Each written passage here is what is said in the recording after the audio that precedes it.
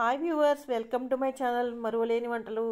ఈరోజు నేను మీకు చేసి చూపిస్తున్న వంటకం ఒక స్నాక్ ఐటమ్ వామాకు పకోడీ. మా ఇంటి ఫ్రెష్ ఆకులతో నేను చేస్తున్నాను ఈరోజు. దీనికోసం నేను వామాకులు కోసుకొని వచ్చాను.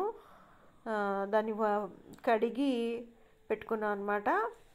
పెట్టుకున్నాక ముందు ఉల్లిపాయలు కట్ చేసుకుంటున్నాను. అది ఉల్లిపాయలు పకోడీకి నిలువుగా కట్ చేస్తేనే బాగుంటాయి, చక్క పొడి పొడిలాడుతూ విడివిడిగా వస్తాయి. అందుకని చూసారా ఇలా కట్ చేసుకున్నాను అనమాట.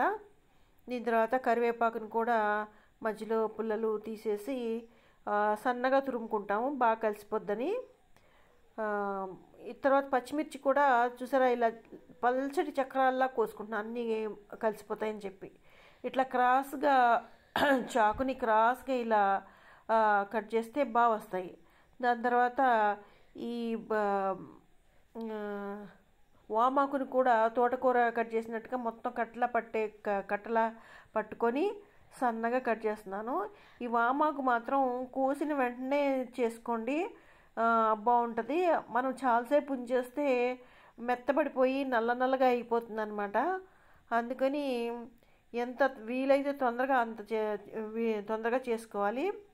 ఇప్పుడు ముందుగా ఉట్టి ఉల్లిపాయ పకోడీ వేస్తున్నాను నేను. దానికోసం ఈ ఉల్లిపాయ ముక్కలకి సరిపడా పిండి వేశాను. తర్వాత కలర్ కోసం పసుపు వేశాను, సరిపడా సాల్ట్ వేసుకున్నాను. వేసుకున్న తర్వాత కొంచెం నీళ్లు జిమ్ముతూ గట్టిగా కలుపుకోవాలి. మరీ గట్టిగా కాదు, లూజ్గా కూడా రాకూడదు, కొంచెం గట్టిగానే ఉండాలి. పిండి మరీ ఎక్కువ అవ్వకూడదు, కొంచెం ఉల్లిపాయలు పైకి కనిపిస్తున్నట్టుగా కలుపుకోవాలి. గట్టిగా పిసుగుతూ కలిపితే ఉల్లిపాయల్లో వాటర్ కూడా బయటకు వచ్చి సరిపోద్ది అనమాట. తర్వాత వామాకులు వేరేగా కలుపుకుంటున్నాము. దానికోసం దానికి సరిపడా కొంచెం పసుపు, ఉప్పు కూడా వేసి గట్టిగా మనం పిసుకుతూ ఉంటే ఆకుల్లో ఉన్న వాటరే బయటకు వస్తుంది. దీనికి మాత్రం అస్సలు వాటర్ పోయకూడదు. మనం ఉల్లిపాయల్లో మట్టుకు కొంచెం జల్లుకున్నాము, కానీ దీనికి అలా కూడా వేయకూడదు. ముందే ఆకుల్ని బాగా వీలైనంత బాగా గట్టిగా పిసికితే దానిలో వాటర్ బయటకు వచ్చేస్తుంది. అప్పుడు కొంచెం చూసుకుని ఎంత పడుతుంది అనేది మనం కలుపుకుంటూ రావాలి. పిండి కలుపుకున్న తర్వాత లూజ్గా కాకుండా గట్టిగా ఉన్నప్పుడు మనం పకోడీ వేసుకోవాలి, కలపాలి. తర్వాత ఇట్లా మనం బాగా హీట్ ఎక్కిన ఆయిల్లో విడివిడిగా బాగా విడగొట్టుకుంటూ వేసుకోవాలి. ముద్దగా ఉంటే మధ్యలో మెత్తగా ఉంటుంది, పచ్చిగా కూడా ఉండొచ్చు. కాబట్టి బాగా క్రిస్పీగా రావాలి, పకోడీ కరకరలాడాలంటే మనం బాగా చిన్నగా విడగొట్టుకుంటూ వేసుకోవాలి. ఇది చక్కగా బ్రౌన్ కలర్లోకి వచ్చిన తర్వాత క్రిస్పీగా వేగిన తర్వాత తీసేసుకోవాలి. అట్లాగే మొత్తం వామాకుతో కలిపిన మొత్తం పకోడీ ముందు వేసేస్తాను. వేసేసిన తర్వాత ఉల్లిపాయ కలిపిన పకోడీ దాని తర్వాత వేస్తాను అనమాట. ఇప్పుడు ఉల్లిపాయ పకోడీ కూడా వేసుకుంటున్నాం. ఇది కూడా అలాగే విడగొట్టుకుంటూ వేయాలి. మనకి ఉల్లిపాయ ఎక్కువ, కొంచెం పిండి తక్కువ ఉన్నప్పుడు క్రిస్పీగా వేగినప్పుడు మంచి గోల్డెన్ బ్రౌన్ కలర్లో వచ్చినప్పుడు మంచి తీయగా ఉంటాయన్నమాట, టేస్టీగా ఉంటాయి ఉల్లిపాయ ముక్కలు. అందుకని అట్లా గట్టిగా కలుపుకొని విడివిడిగా వేసుకున్నాం. ఇవి కూడా చక్కగా మంచి కలర్ వచ్చినప్పుడు మనం తీసేయాలి. అలా అన్ని వాయిలు వేసేసుకోవాలి. వేసుకున్న తర్వాత అప్పుడు ఈ రెండు పకోడీలు కలిపేయాలి. తినేటప్పుడు అలా కలిపి తింటే బాగుంటుంది. ముందే మనం కలిపి వేసేస్తే ఈ ఉల్లిపాయలు ఉన్న వాటర్ ఎక్కువైపోయి వామాకు పకోడీ కూడా మెత్తగా అయిపోతుంది అనమాట.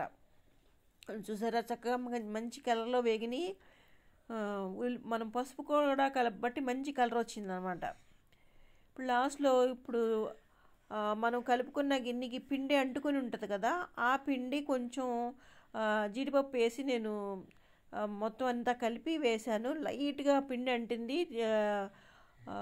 జీడిపప్పుకి, అందుకని అవి కూడా చాలా బాగా పకోడీలా టేస్ట్ బాగా వచ్చినాయి అన్నమాట.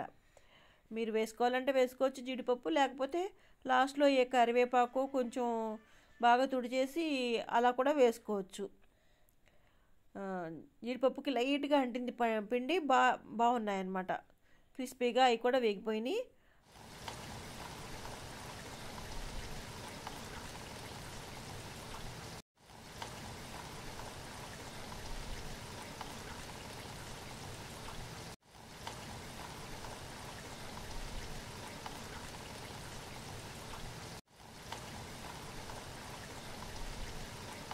వీడియోస్లో ఒక మంచి మాట చెప్తున్నాను కదా.